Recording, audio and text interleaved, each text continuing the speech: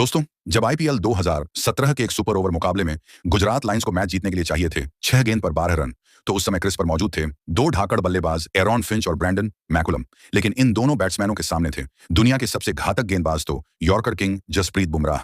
और अब पहली गेंद बुमराह ने फिंच को एक तेज घातक यॉर्कर फेंकी, लेकिन तभी मुंबई इंडियंस को एक जोरदार झटका लगा, क्योंकि इस हाई वोल्टेज सुपर मुकाबले में बुमराह की पहली गेंद नो बॉल हो जाती है।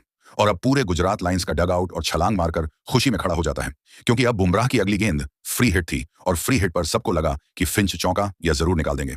लेकिन बुमराह ने दबाव में भी एक ऐसा सटीक यॉर्कर फेंके कि फिंच के बैट का किनारा भी ठीक से नहीं लगा।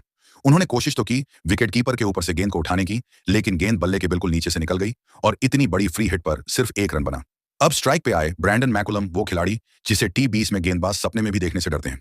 लेकिन बुमराह ने अगली गेंद को वाइड यॉर्कर डालने का प्लान किए और गेंद टारगेट से बाहर निकल गई और सीधा वाइड हो गई, जिस पर गुजरात लायंस को एक और एक्स्ट्रा रन मिल गया। जिसके बाद गुजरात लायंस को लगने लगा कि अब मैच उनकी पकड़ में वापस आ रहा है। लेकिन वहीं दूसरी तरफ बुमराह के ऊपर एक्स्ट्रा रन्स की वजह से दबाव बढ़ता जा रहा था।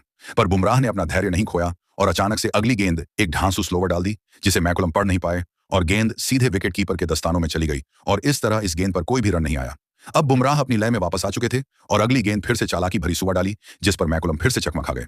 लेकिन इस बार विकेट कीपर की हल्की सी गलती की वजह से दोनों बल्लेबाज एक रन चुराने में सफल हो जाते हैं।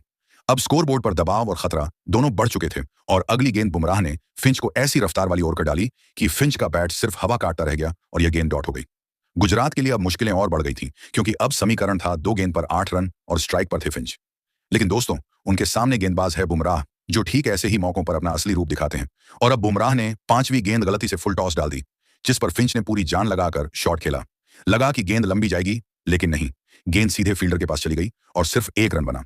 अब आखिरी गेंद पर गुजरात लायंस को 7 रन चाहिए थे, मतलब गुजरात लायंस के पास सिर्फ एक ही रास्ता था, मारकर मैच को टाई करो।